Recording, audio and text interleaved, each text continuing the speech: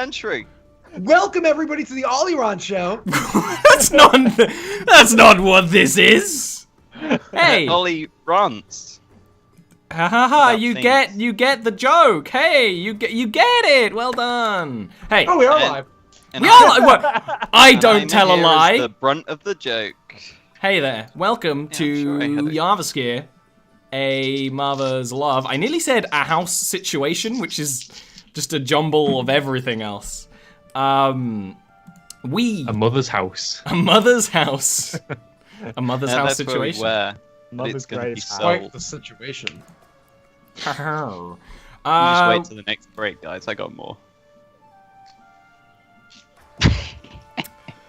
Me and my... I'd like to suggest, Ollie, can we not break today? Because I don't want to listen to that. Alright, that was good. Let's just straight through. 4 You know, hours. Let's go. all one. Iron Man it. Sure. Iron Man cool. it. If We anyone won't do needs a that. break, I then need to go pee through, so but during often. Not their turn in combat. Yeah. That's do it. You know. Hey, welcome to Jarviskjir, a mother's love. Week 2. I nearly did 3 there. I'm not quite with it today. I had to babysit, and that just took all of my brain power away. Having to deal with children is the worst.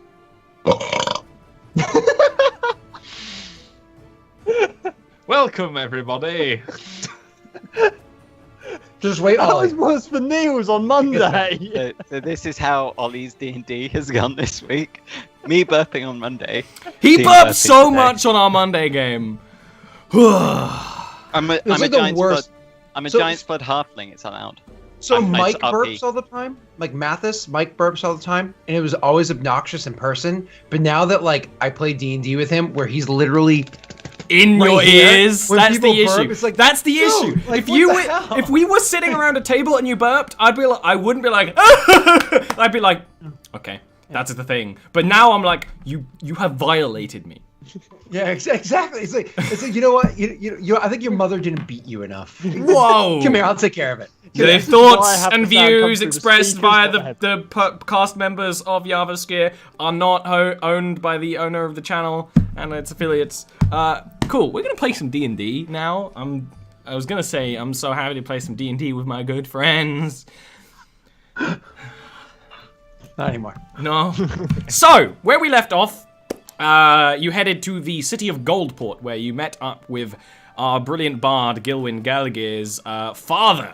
Hendry Gallagher, the human harp, who is a asshole. He's a very nice man. He's a Who very vaguely put Gil'win on the task of finding his mother's treasure. Whether he wants to be involved in it or not, that's so he just pushed him in that direction. small. The spoiler is, we're going to find out at the end that Gil'win is his mother's treasure. Open the I mean, chest, he it's a already said mirror. that. Yeah. Oh.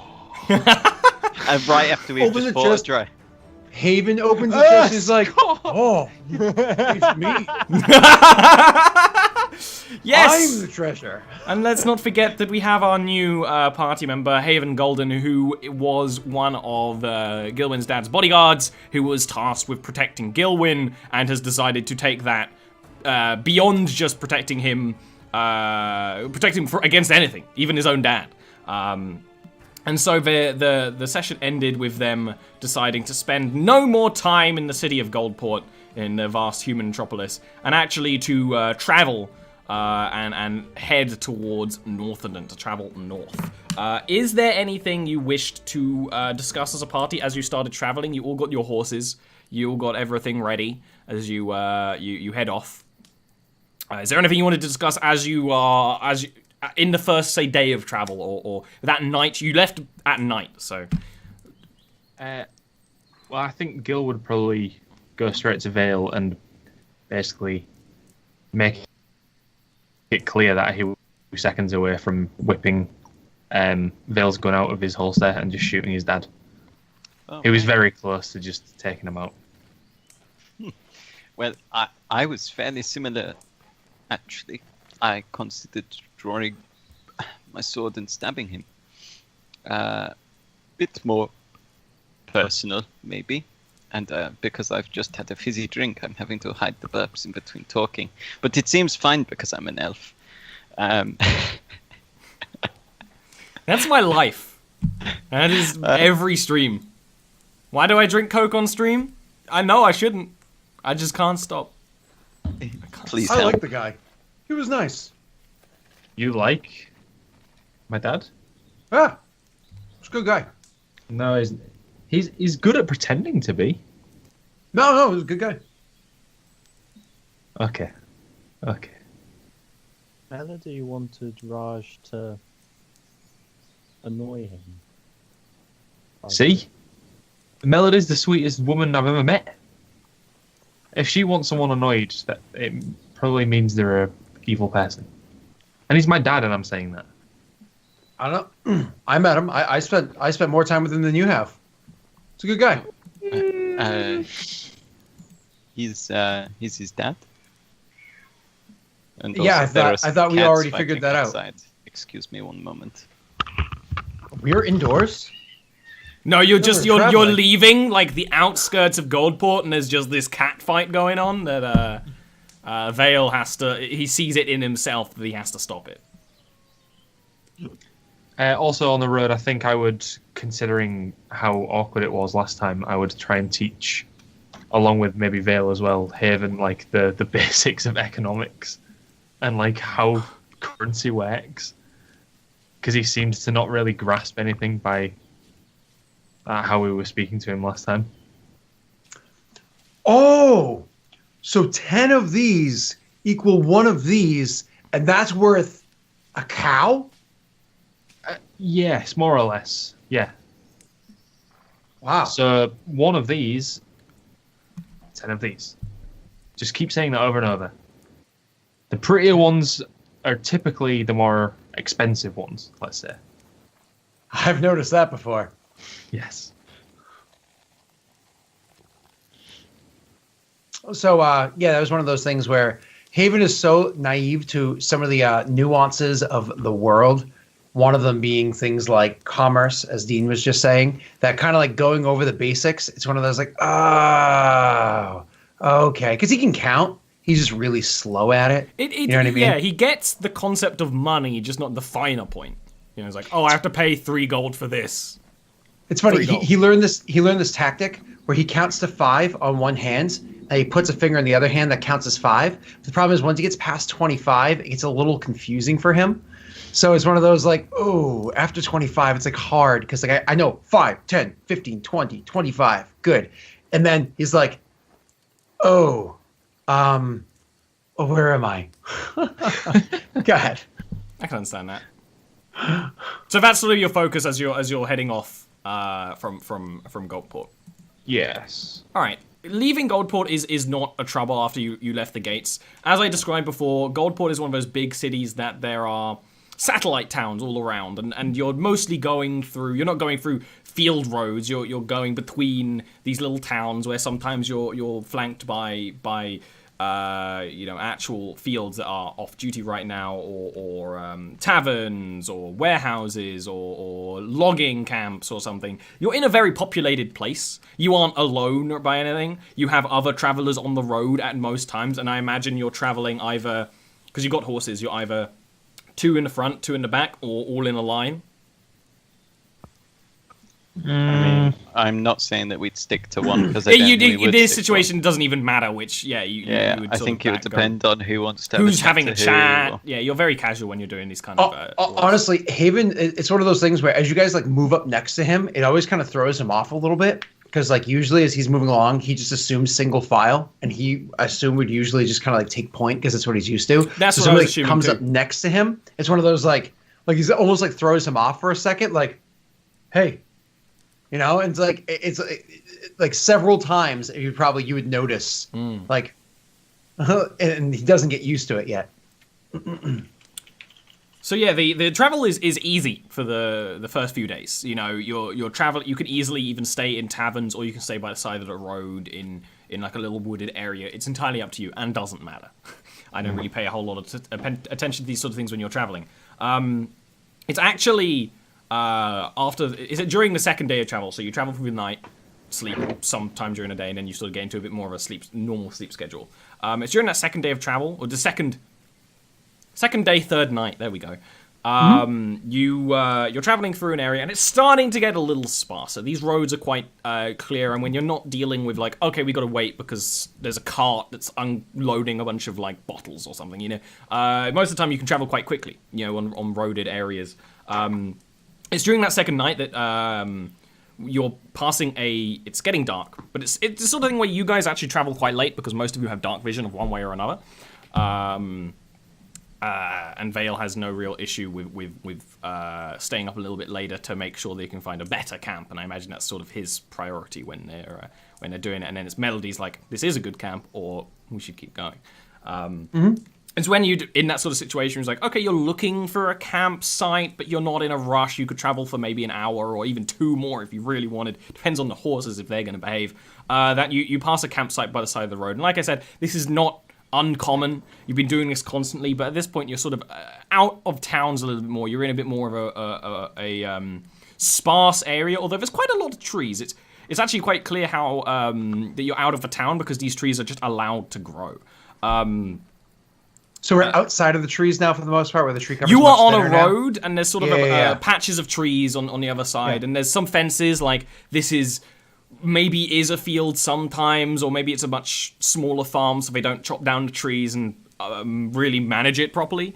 There's a camp sort of up against one of those fences, and as you guys walk get within sight more or less, and they have their fires lit and everything. You can quite clearly see them. A small collection, a handful of people, actually start getting up. They were relaxing and all that sort of things, and Vale, who I think is the most aware of you, passive perceptions wise. 15. What are you, Vale? 1 memento. It's on the main page. I'm also 15 here as well. Yeah. Nice. Where's my passive? So are you going to be the worst one? Aggressive. 17. So you actually, There you you go. all notice this because this is not subtle. It's just at night. Vale probably hears. What you hear someone like throw a quiver of crossbow bolts to each other at the pack group of people, and you're like, oh shit! And that's when the rest of you see these group of people that are wearing armor, some leather, some more chainmail, like actively getting up, getting ready to either attack you or block the road. As you're riding up, you actually see that they have. One moment. You see that there are 2 who are sort of getting. My mouse is starting to break. I need a new mouse. Every now and again, it just goes like. They are a group of people. You should feed it. That there is 2 people who have swords and such weapons, 2 people with big crossbows, and 2 people who are actually 1 person at the back who has this staff that is a flame. There's a fire atop the staff that they're wielding and staying in the back while the others start moving towards you and leaving their camp. Friends of yours? No. Nope. Let's not do anything too hasty. I don't like the look of those crossbows. I just realized something. You're right. The design's not as good as Dwarven. I'm going to cast Dark Vision on myself. Cool. Is that Coors Light? I thought people in England were immune to that. No. Here's the sad thing, Scott. We quite like Coors Light. Oh no! The I mean, it's royal not an we. American, it's not even like- an American company, but It's like it's sweet people. fizzy water, my friend. Yeah, it's like I want a beer, but I don't want to have a beer. You enjoy, buddy. Beer without the alcohol, but not alcohol. One Woody. moment. There we go. Bud Light. Dilly. Yeah, so you sort of Also not an American company. you sort of slow down. Melody, you cast Dark Vision on yourself. How much does that give you? Is it the standard 60? 60, yeah. Boo. They start walking to the 2 with swords start walking to block the road. I've not done this for a while. We haven't had as many fights in D&D, so I'm doing everything like entirely wrong. Whoops. That's all right. They start moving to block the road, and one of them like hollers like, "Hey, why don't you slow down over there for a second?" Hail, friends. Slow down. What can we do for you?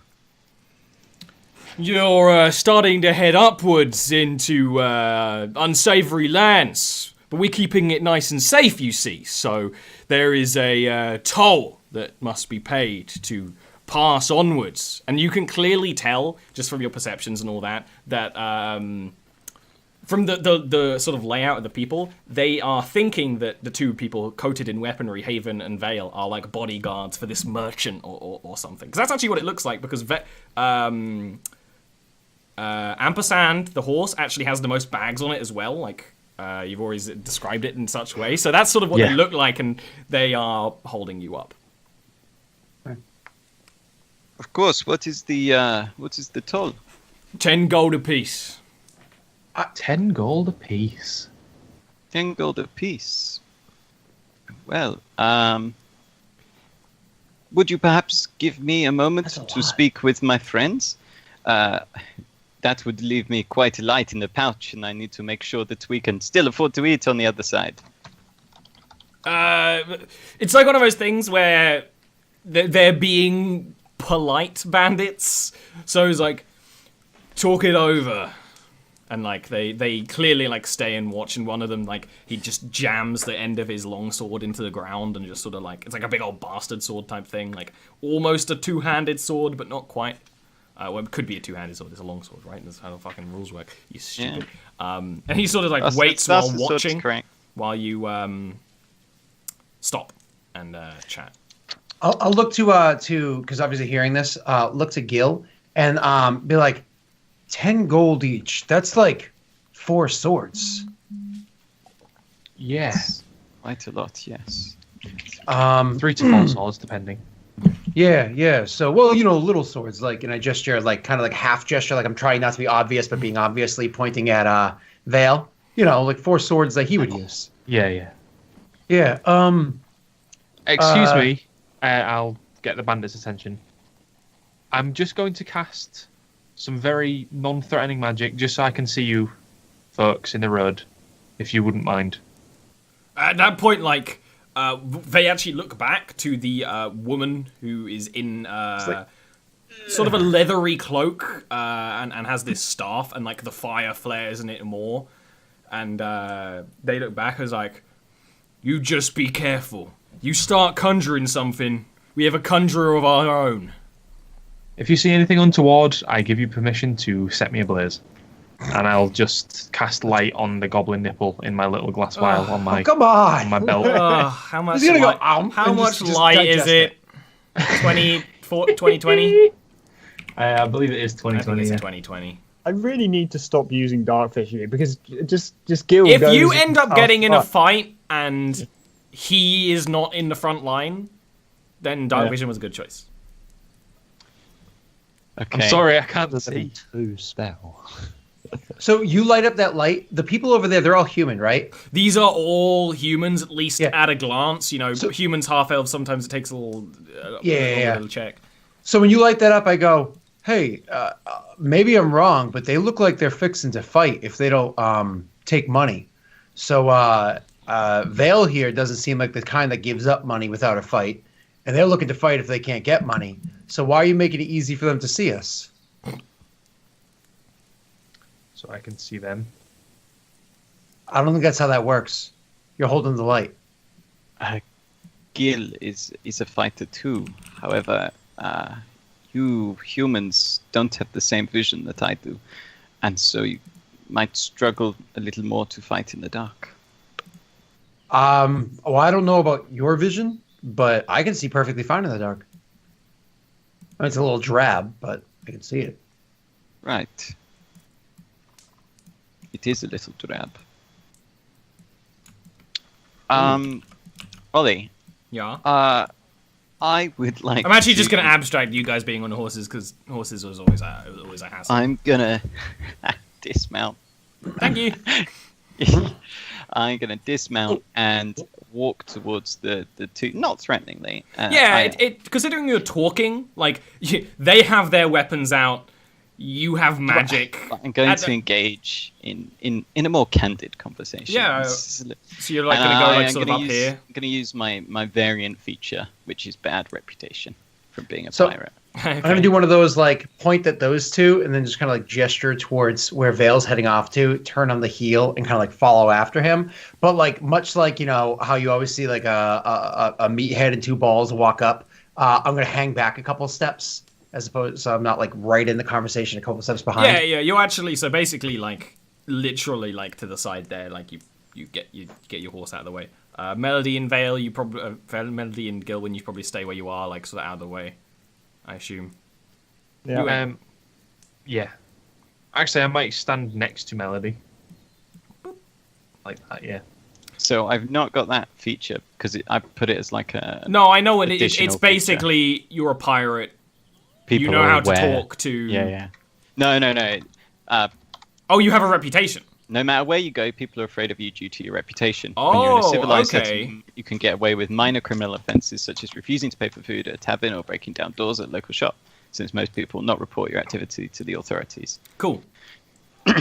Look, guys, I used to do something similar to this. Used to be on a ship down by Gil'win. Perhaps you've heard of the place. You know what the people like there are like. Yeah, they're pirates, and then you hear like one of the women in the back with the crossbows.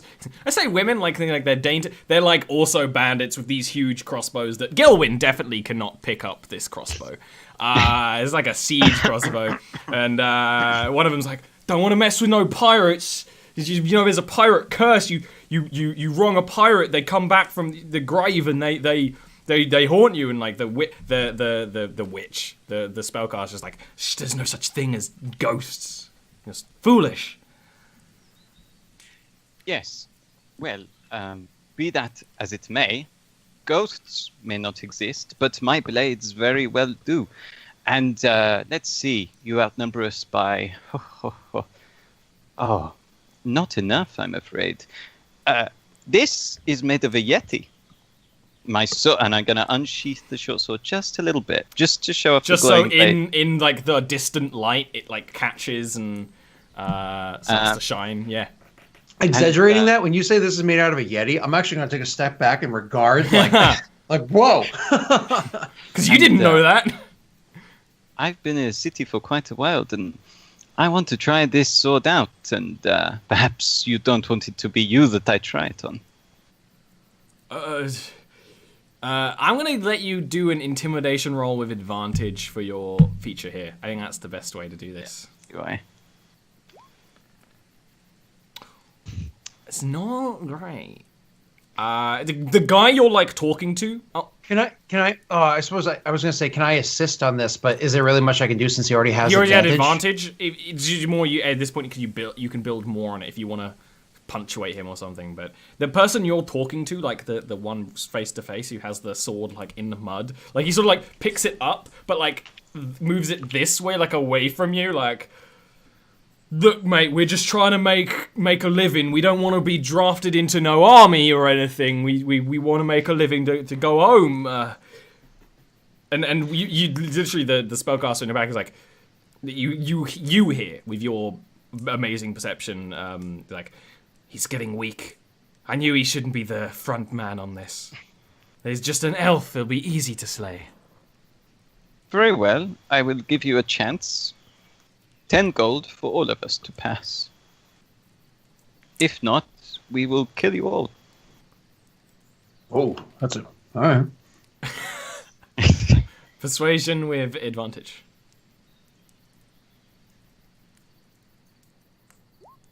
Melody, get ready. Melody has been ready for a while. The guy in front is like, yeah. I don't want any. He actually like drops the sword, like it splashes in the mud. Like there was rain earlier, but it's not raining now. It like splashes in the mud, and actually the mud goes back up him, and he just starts like backing away and like turns to their friend like, no, we're not gonna mess with them. No pirates. And actually at that situation, the spellcaster sort of. From the fire in the orb at the top of the staff, sort of grips it with her hand, yanks the fire out, and throws it. And you think for a second there, Vale, maybe you go into like a bit of a combat mode, but actually the fire goes to the man you were talking to. Oh boy. And like strikes him in the face. I'm used to like backstabbings and stuff like that all the time because I would witness it, even though I was not a part of that thing. So is there any way I would realize this is happening in time to react, or no? You can give me a deck save if you want to. It depends on what you want to do. Do you want to like jump in the way? I would actually like to shove the guy out of the way. I don't even mind taking the hit. I think this is a deck save, and it's like one of those things. If you do okay, you'll take the hit. If you do really well, you'll like both dive out of the way. A disadvantage or normal? Normal. Okay. That's pretty good. All right. Were you going to say something, Mr. Dean Cuddy? I just wanted to try and dispel the magic. I rush up and like shove him out of the way. There's not even anything there. I'm like, oh. Well. If you want to still do that, you would see. I'm aware it's a bit late now. Yeah, you would be like maybe having that thought process, and this is not a very fast spell. It's literally like throwing a ball, which for spells is not that fast. You in your last adventure dealt with much faster, horrifying spells. So you saw him dashing and probably like, I don't need to do this. Because you've seen this guy move, and actually you don't know much about him, but you're starting to be like, oh, okay, he's competent. So Scott, you dive into this bandit, you knock him out the way, you feel the fire ball. It's not even a fireball, it's like a combination of like embers and ash spiraling in the air. It like, you feel the heat on the back of your neck, which is undefended because you have, such short cropped hair. But you manage to both launch yourselves to the ground. Here's how it's going to be. Everyone roll initiative, but you and that guy, Haven, are going to start on the ground. You're going to start, what's the word? Prone. I got an 18. Man, I'm rolling terrible today. That was poo. Sometimes you just have bad days, Nah, I'm just getting warmed up. Oh, Ollie, can you right-click add me to initiative order? I'm a dummy and forgot to highlight my token. It's been a little while since we've done... Yeah. It's funny because I just ran how many combats earlier today, and I highlighted the token every time. Oh, it's been a while since I've done a D&D, like, combat on a field. I've done a lot of unarmed. What was your thing? 18. Cool. Time to roll for these boys? Oh, I haven't even... Where's my box? Where's my pretty box? Where's my box? Dean Cuddy is my pretty box. Do you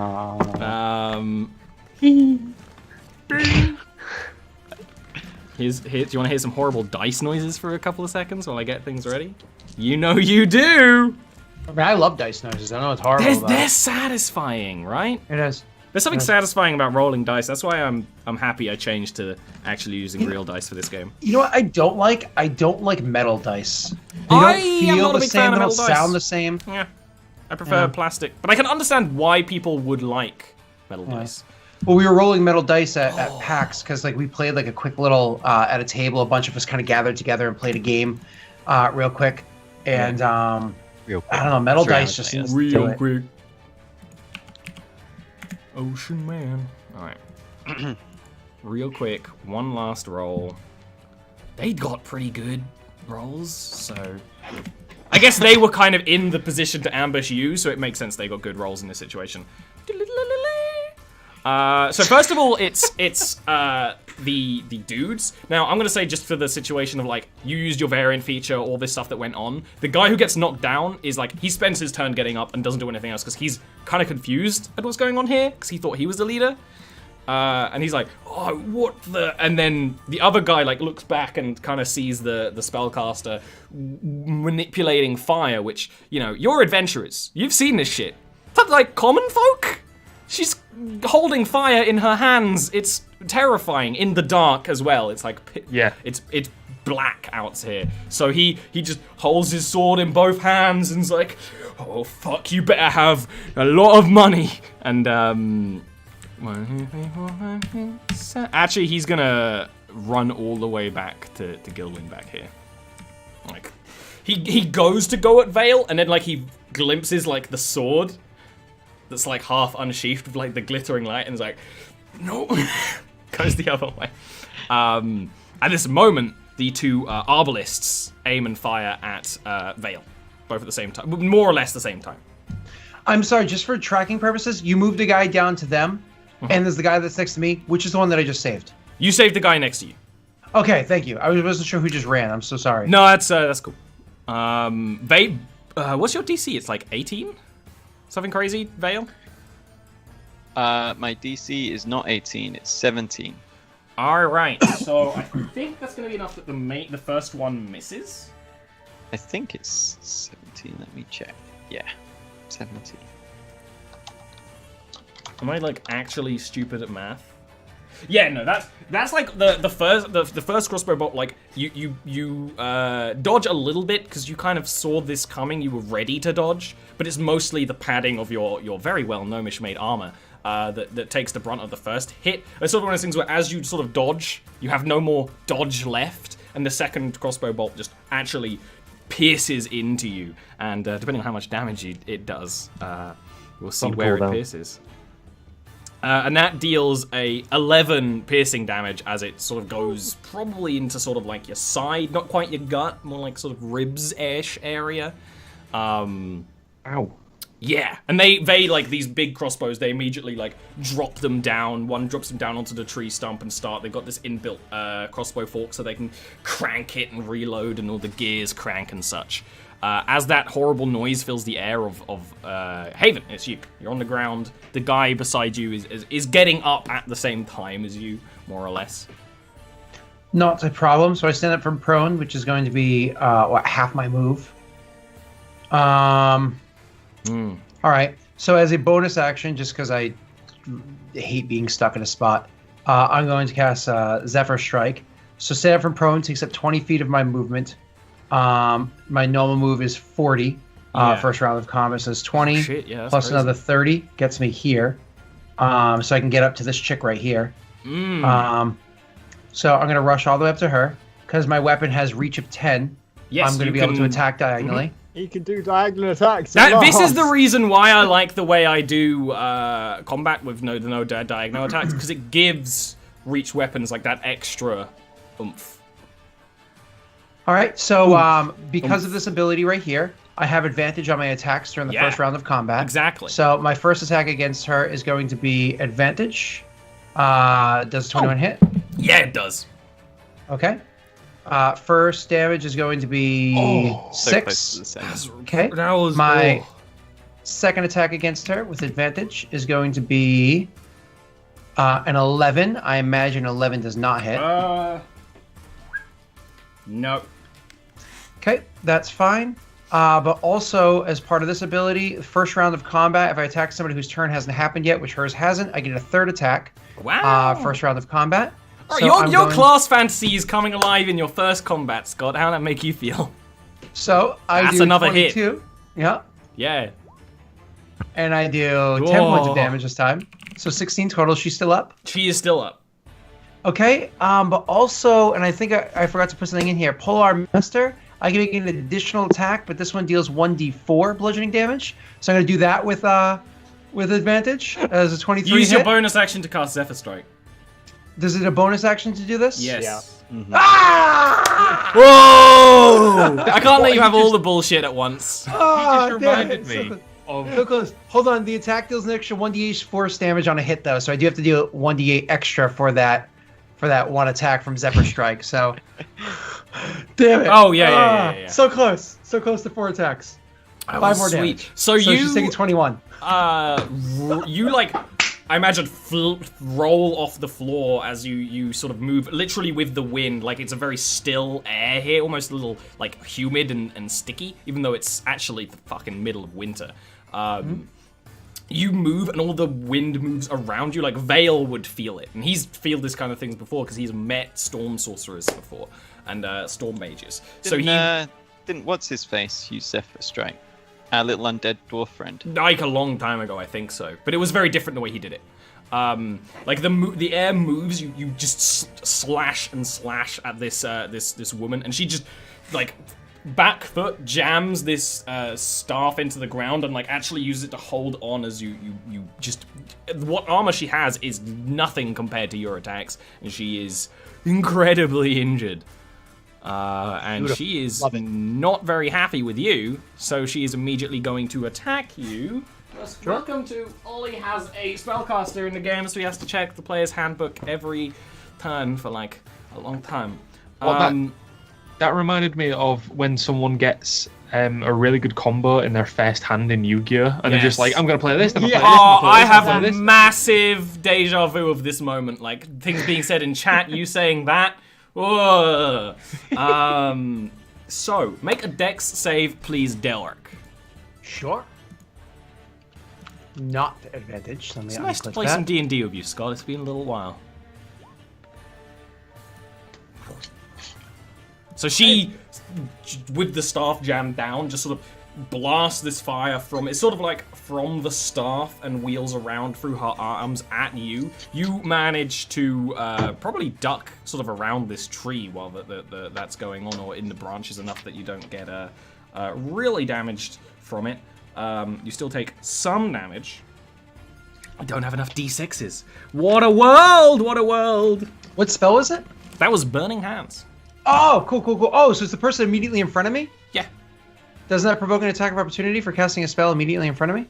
Oh, no, I'm thinking 3.5. So sorry. Ignore me. Yeah, the ranged spell attacks have disadvantage, just like I always ranged do attacks in that. this. I always do that. Yeah, you do. So I that always do deals that. only 5 damage to you because you managed to dock it. But also you take an extra 2 fire damage from, as she's attacking, just these embers of fire pour into you almost as she does that. And What's the total again? so that would have been 7 fire Thank you damage so much. altogether. Because you blocked it. She is... Oh, We go like this. This should update. is Yes. she going to try and run away? I'm going to roll for it. She does not try I and gotta- run away. And then after that is Melody. So, Melody wanders forward almost vacantly. You sit and starts the slight green glow of magic starts to envelop her as normal, but it seems to get quite a bit stronger than previously, and her eyes go entirely bright green. And I am using. That is a frigging long spell What? description. What? I didn't know you could do this. I can do that. Who let a these good people spell. level up? So basically, a storm cloud slowly builds in above her, and then after a couple of moments, she just sort of looks back at the guy standing next to Gil, scowls, points at him, and bolt of lightning down his head. Oh, all right. He's gonna make a save. He very much fails your DC. Roll me 3d10. I've used Cold Lightning a couple of times.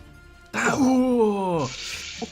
That's horrifying. So this lightning bolt like strikes down at him. You see this directly in front of you, Gil'win. Gil'win's I just realized now Melody and Gil'win are in the wrong place on this screen. Ah well. Who cares? Take you so long to realize. Also, Melody on this screen has Caitlyn's face. This is all wrong. Whatever.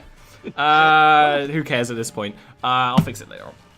I just hadn't realized. Who cares, right?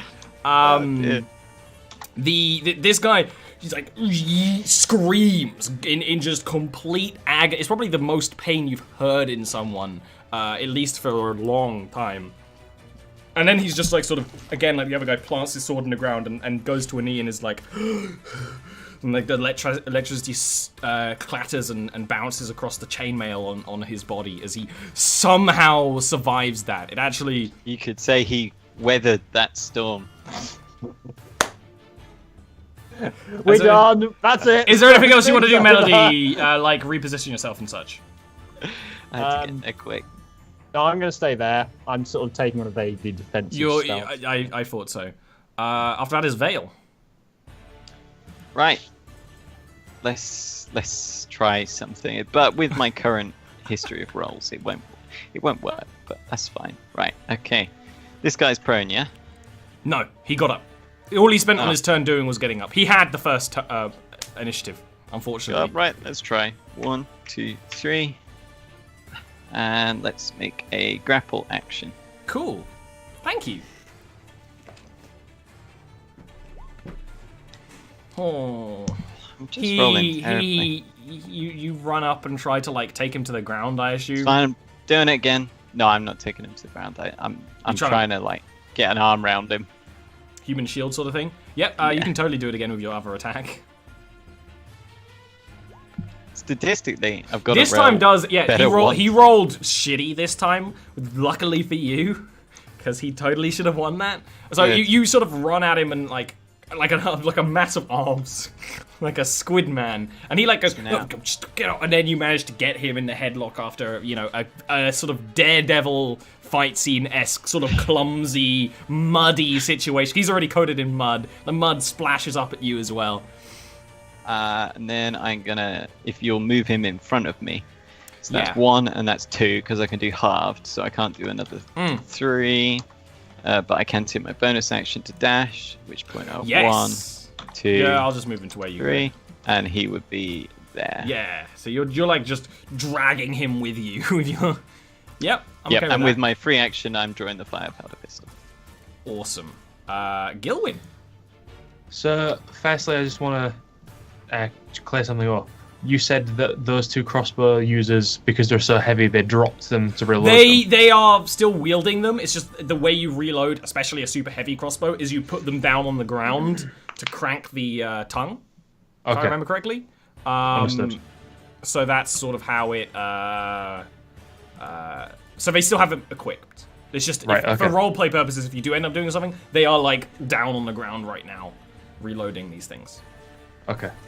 In that case, then I will cast Shatter here, which I believe doesn't hit Haven, but hits these 2 ladies right here. Yes, I don't think you can hit the 3rd, but you can hit those. No. Awesome. I'm going to cast it at level 3 for an extra 1d8, I believe.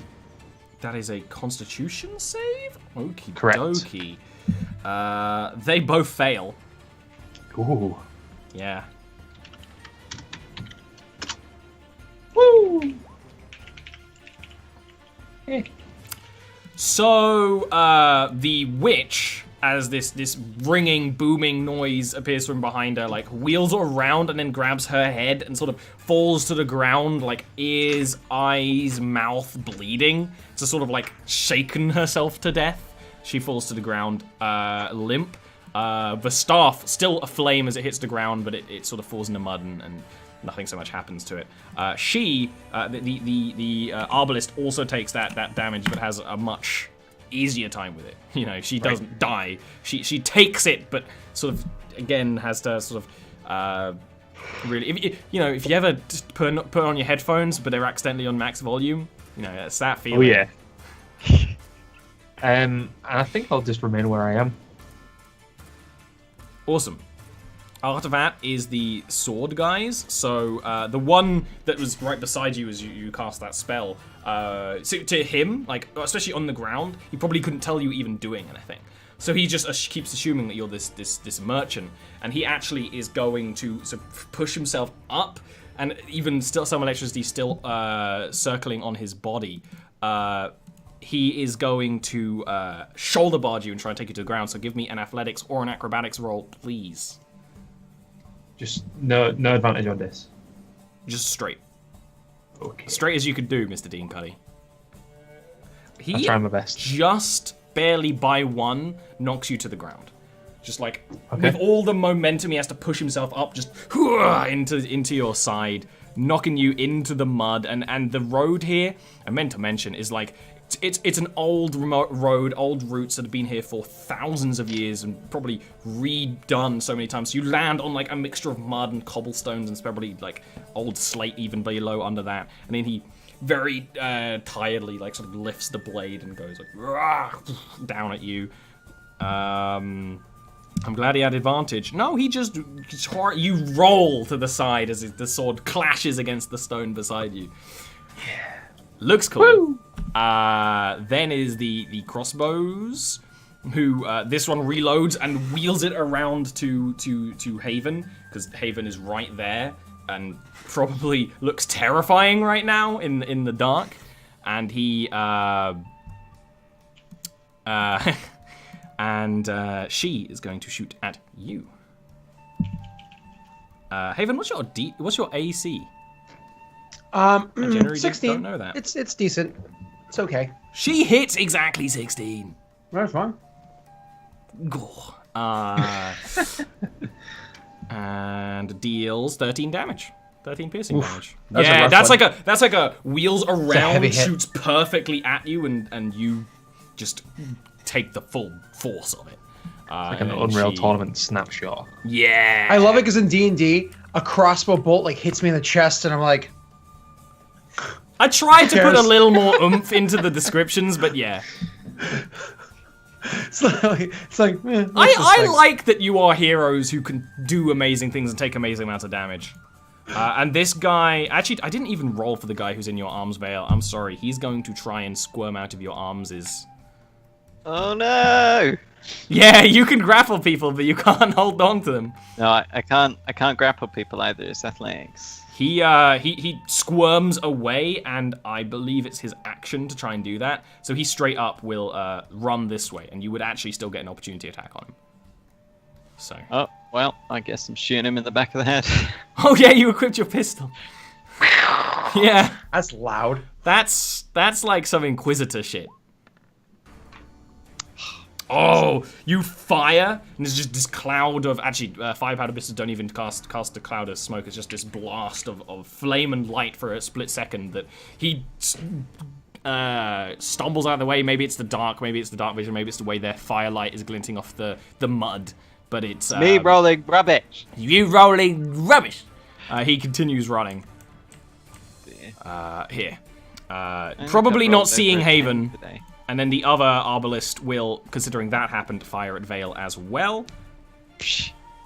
And hit. Just barely. They're getting very he moved close. into my range. I get to get an attack of opportunity against Oh that shit, guy. he did. Yeah. Yeah. I can attack There's of a polearm opportunity against master. him, so. Yeah, I'm gonna do yeah, that he before did. He attacks. And that is a hit. Yeah. So hold on, let me hurt him first. It is how it is. So 6 points of damage. Does he fall before he attacks?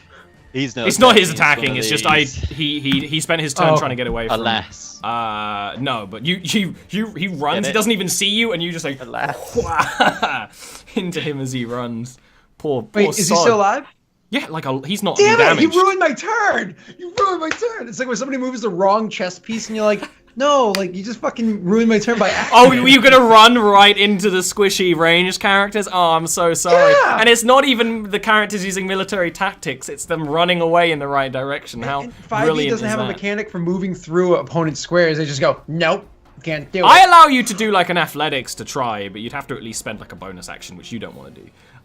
So that shot against Vale does 12 force damage. Again, like just a fucking good shot. And this one, sort of actually seeing you approach. I was gonna say encroach, but I don't know if it's right in this situation. Sort of backs up against the tree and reloads. And you hear in common like, did he go down yet? He's taken like 2 bolts. He should be down. These meant to kill like a fucking bison. And after that is Haven, the bison. The bison. Obnoxious guys in my way. All right. I will use a bonus action to Hunter's Mark him. Bing. Oh yeah, shit. As a first level Hunter's Mark, because it's not worth it to What, go do you higher. want, what symbol do you want for your hunter's mark, Scott? I'm sorry? What symbol do you want for your hunter's mark? This little archery Oh, target? whatever's... Sure, that works. That's pretty good. And then I'll attack him, so I just do extra damage. Oh, I didn't make a trigger for that. That's good. All right. You're rolling pretty sad damage. Yeah. I But had at that least you're on top hitting. of it. At least you're hitting. Yeah, that's good. I've not got to roll my damage dice yet. Is he still up? Yo, yeah, these guys are pretty tough. One of them just took a lightning bolt, Scott. And lived. Well, let's see if this guy's still up. Hey! Oh, shit. How he takes 26 and see if he's still smiling. Yeah. Maybe even Haven has a thought is like, he's still up, and then describe this kill. Awesome. So it's one of those things where the first one was like a swipe outwards. So as you described, as he ran in, it was a swipe that way, and then as I kind of like regained my balance, swiped back, and I'm like, he's still up because the bullets and everything that Vale was doing over there. I'm just kind of getting the assumption that Vale's not very good at combat, so I just thrust forward and skewer right into his chest, And as he kind of like falls limp, wiggle a little bit and pull it back out. And then without even waiting for him to fall, I'm going to start charging forward. And you like end up with your momentum pushing his body onto the tree stump beside him, which is like this wet, like... Can you describe what this is in game for me? It's a campfire, sort of, you know, in world it would have some pots and pans and stuff around it, and you shouldn't run through it. Probably. I wouldn't mind jumping through it, but I don't think I have the speed for it because my speed is 30 feet, and I think I only have the bonus speed for the first round of combat. I'm just double checking that. So. Plus 10 feet first round of combat.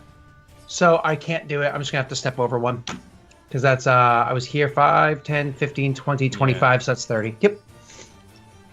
After that is a dead witch. Melody, a living witch.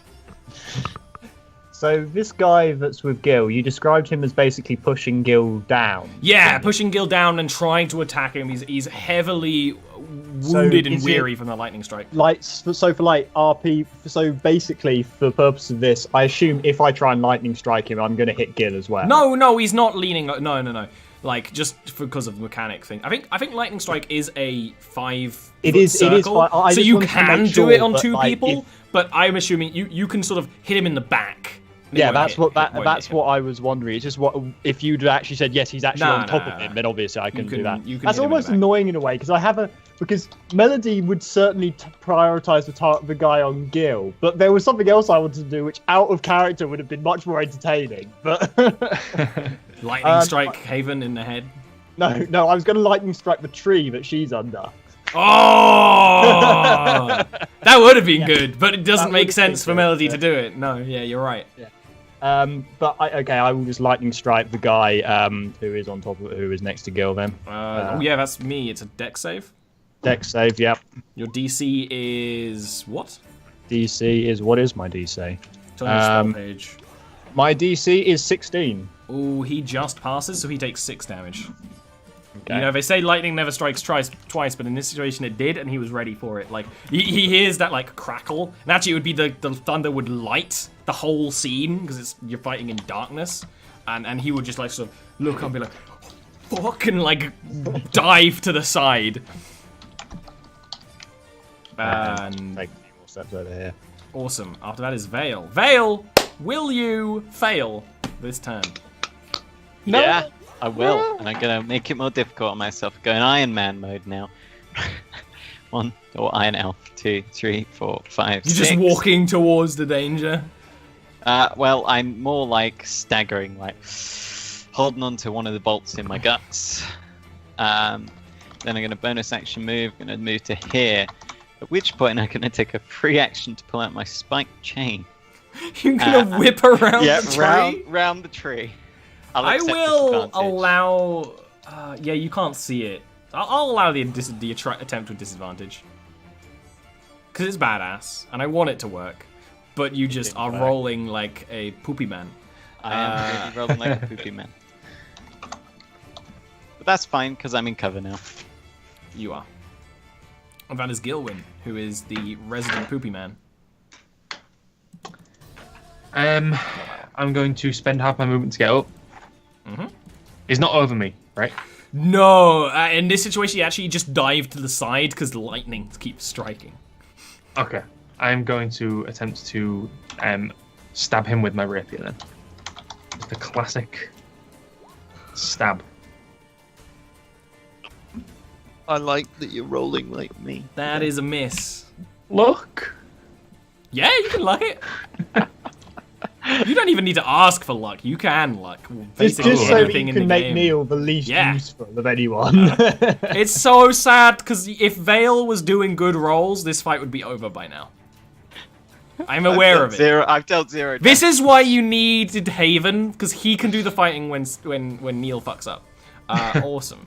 So that's a strike. This guy's wearing like tough, like a gambeson and then chainmail on top of it. Like, yeah, you pierce him with you slash at him with the rapier, but it doesn't do the man cutting you've often done. But he is incredibly wounded, and he is smoldered. You actually can see now, because you have the light on you, he is smoking for lightning strike. Yeah. And I am going to risk an attack of opportunity by trying to get in range of Vale. Awesome. 1 second. He will attempt to strike at you. He will hit. He's gonna clothesline you with his big bastard sword. He's gonna hit. Okay. Yeah, he does hit you. They've been rolling real well, you unfortunate folks. That's an 11 damage hit. Like, you run, and he just whoosh, and just slices into your back. As you run. Okay. With the pinned tone to my voice, I will cast Healing Word on Vale. Oh.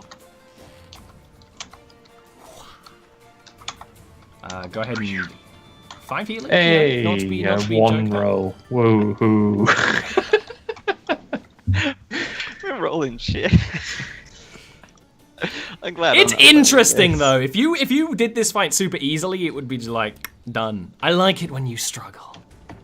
After that is this guy who kind of goes to keep running at Gil'win, and then he sees Melody there, and maybe sort of what I'm imagining as you're controlling this storm is that like your eyes are filled with the green, like there's a little magic-y mojo going on. She's still clearly like glowy eyes, very. Yeah, and he sort of like sees you, looks up, and like realizes, and then like twists the sword in his arms and goes to attack you with his full might.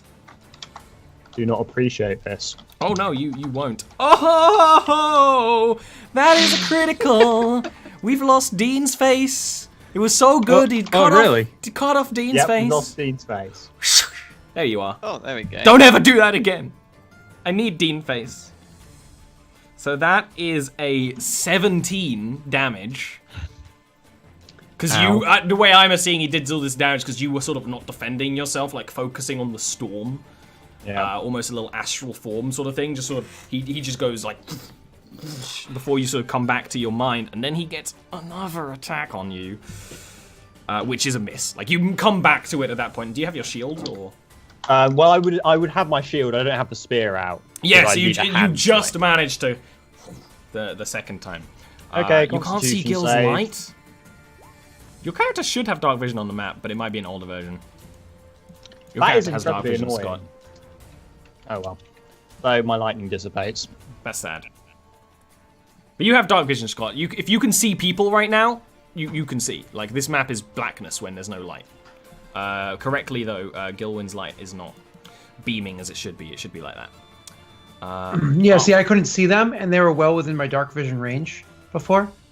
Your So, dark like, vision range is shorter, remember, because you got it wrong. 60 feet, not Yeah, 90 60 feet. Yeah. So if you look, Gil'win is 45 feet from me, and I couldn't see him. That's weird. It is on and correct. Maybe you need to reload or something. Oh, I can refresh. Unless I did something wrong. Yes, we realized Melody and Gil were switched. I just can't be bothered to fix it this fight, because it took me like 20 minutes to realize anyway. I'll fix it during the break, maybe. Who knows? After that is the arbalists, who, you know, this chain whips around the tree at her. She yells, actually drops the crossbow, and grabs like a dagger from her belt and runs around the tree and tries to attack at you. Your AC is 17, so she will. She is strengthening her dagger because she is not an efficient person, but this is the kind of person that she is. So she shall miss, and then she will attack again, which is another crit. I don't know how it's happened. I should really keep rolling with IRL dice, right? It's just I'm way luckier. It might just be the velvet box. And that is 8 damage on you, Mr. Vale. Just swings at you with the dagger, and then eventually manages to, like, with all her weight, just like plunge it into your side. We lost your face again, Dean. What? All right, Why then is it doing this? At this point, it's actually a similar thing going on as you run up to this woman, Haven. Like, she actually is going to throw the crossbow at you. Because you're just running up. She just saw you destroy a man. They might be bandits. This is a bit beyond their wheelhouse. And that is going to be a hit of a. She threw her crossbow as an improvised weapon and hit me? Yeah. Against an AC 16? Yeah. With disadvantage? No, there's no That's some disadvantage. fucking luck. No disadvantage, you just have like really shitty stats on it. Huh? It's like a And it D4. deals Yeah. 6 damage, actually, because it was a 1d4 improvised weapon. That's more Rolled a damage than I took 4. from a crossbow originally. It's a big crossbow. It's like, That's like it smashed me in the face. I pluck a crossbow out, no problem, but she throws the crossbow. this is why we like D&D. You are the man who was like, I'm going to offhand attack with the sandwich. So, like, you can't judge this. When did I And offhand attack with a sandwich? in one In of a the shot. one the, shots. Yeah. When we were, It happened, when we my were dude. stealthing, quote unquote, quietly, but not. And I'd she jump is out going window. to do the same thing the Doesn't other one matter. did Oh, and yeah, take I her dagger remember out. that. Does she move up to me though? Yes. Because that provokes an attack of opportunity. I Getting hit her before she closer? moves. Yeah, Oh, really? absolutely. It's cool. She Yep. does. So I will hit her for moving up to me. And deal to her Oh. 9 points of damage for moving up to me. Yeah, you slash at her, and it's very similar to the other one. Like, she gets a dagger out and tries to swing at you with like what she has left, and actually will hit because I'm rolling disgustingly for 4 damage. So I was gonna say before she swung, because she threw the thing at me and I slashed her. She's clearly getting desperate because I don't want to have to kill her if I don't want to. So I was You gonna off? say Are you before she stepped, free action speak. Just be like, doesn't have to end the way it did for him. roll me a persuasion check? Sure. Disadvantage or normal? Regular. Just DC's pretty rough. But you've killed a lot of their friends. Yeah. She Because I don't wanna like kill her. actually. I'm actually gonna retract that dagger attack. Like, she goes at you with the dagger, and then you say that, and she kind of like puts her hands up and like backs away, but not so much as she's running away. You know. And after that is your turn. All right. Did you say she puts her? Did she throw Hands down up. the dagger or no? Dagger still in hand. Sure. So one of those like kind of like keeping my eye on her because I'm not gonna be stupid, obviously. But I'm gonna back away. Yes. 15, 20. Oh, very. So veil is protected. I unfortunately can't see the person because the tree's casting some sort of fog. But can I still attack, or is that you an can't see issue? the person. There's a tree trunk in the way. I get that, but can I still attack around it with the reach weapon or no? It's a I'll stick. move. I don't care. Yeah, no. Okay, no problem. I allowed was it with just the doing chain veil. because it's like the chain you can kind of like whip around with like a. Yeah. Depends on the Yeah, I situation. got you. I was just protecting veil. That's all. All right, Okay. so I'll move up to there and attack. Actually, better yet. Sorry.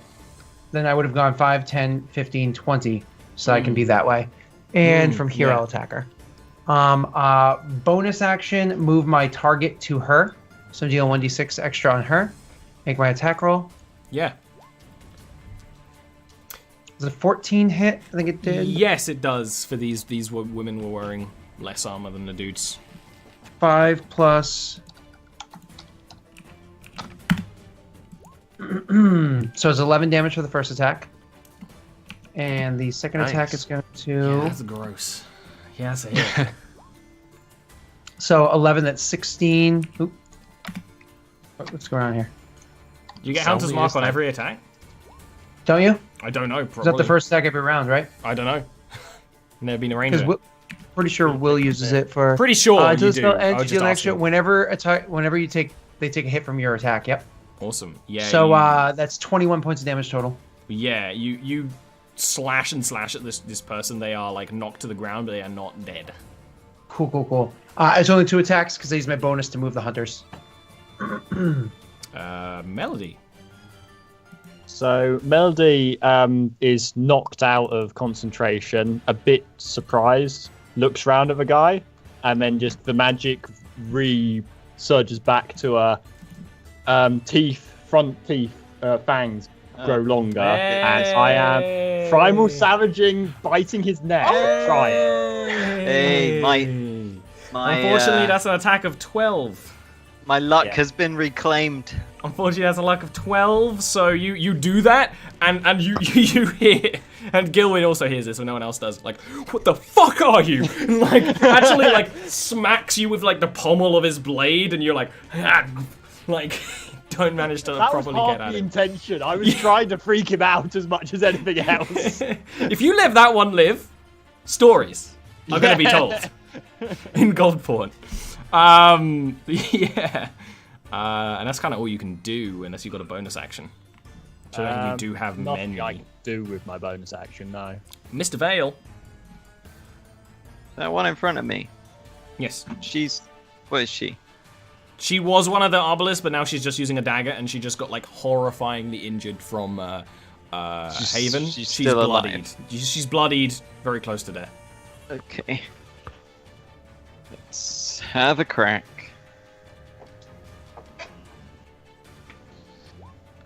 I'm glad this was a no. long fight because now I can Not have new combat disadvantage. music. It's nice. Yeah, you don't have disadvantage, Will you're crazy man. Finally.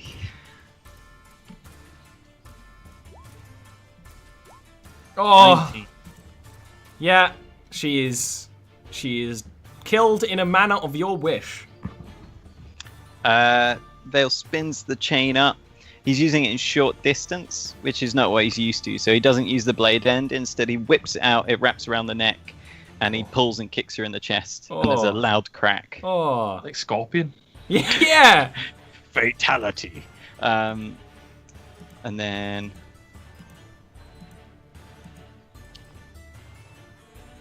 This one is like looks surrendering. like she's Yeah, surrendered. yeah, she's surrendering. Okay, I was about to run up and kick that fire in her face. I mean, you still can. But I think Vale respects someone surrendering, although she did shoot you with a crossbow. That's why the other one. I think she shot me with 2 crossbow bolts and threw one in my face. Yeah, she hit you with a crossbow. I'm gonna just roll on that one. Let's give her a 20. If it's above 10, that's a kill. What? I'll go for Wow, Vale has no honor. What the? He was a pirate. He is a Yeah, pirate. I know. Well, This is one of those sometimes things he's a where now reformed your pirate. first impression Sometimes against he's not. Haven is Haven, thinks you're a smart guy, and then he's like, "Oh, I'm gonna let this woman surrender," and then you kill her when she surrenders. It's like, fuck. Now you're getting negative opinions of you. Not necessarily. I'm gonna kick that fire. Give up me in her face. a ranged attack. Dex strength. Yeah, Dex. Dex or Reno. I'm presuming I am not proficient in kicking fires. Yeah, it's a hit. I will roll some fiery damage. It's actually only 1 fire damage. It's like you hit him with a torch, which actually makes sense. But you kick the fires up into her, and she's like, ah. Like she was surrendering, but like turning to watch the situation, and you run up and kick the fires in her face as she was watching Haven, and you throw fire in her face, dude. It's horrible. Her face starts melting. And that's you, more or less. 1, 2, 3, 4, 5. And I shall draw the comet blade with my other hand. Awesome. After that is the comment of my heart, Gil'win Gallagher. I just realized Haven's been like off screen for a bit. He was up here. So I see her clearly surrendering. Yeah, and Would I see- then Vale runs up and kicks the camp in her face. Right, okay. I'll spin on my heels and turn to this bloke. Yeah. And based on his reaction to Melody, I'll turn and say, "You two are the people that we've chosen to tell the story of this woman." And I'm going to try and persuade him to surrender. Yeah, basically. give me a persuasion roll. Wait, did Gil say you two, as in this one as You well? two. Yeah, but like she can't hear you from over there, really. But I can see that she's surrendered based on what's happened. Well, you mean now it's kind of uncertain. Prior to Vale kicking. But still fire give me a in the face. persuasion roll.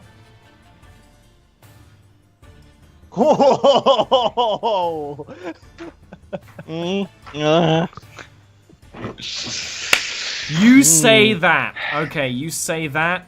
The fire is kicked into the woman's face.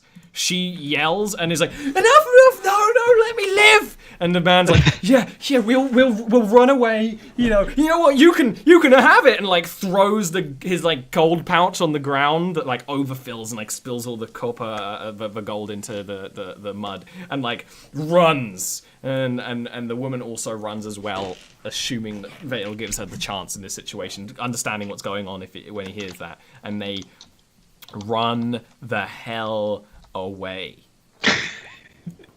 Fast. And that's where we're going to take our break. Went a little bit over time, but you never want to break in the middle of a combat when it's near the end. So we'll be back in about 5 minutes. Maybe 7. I didn't even hear what Ollie said. Yeah, who knows, right? We'll be back in a bit.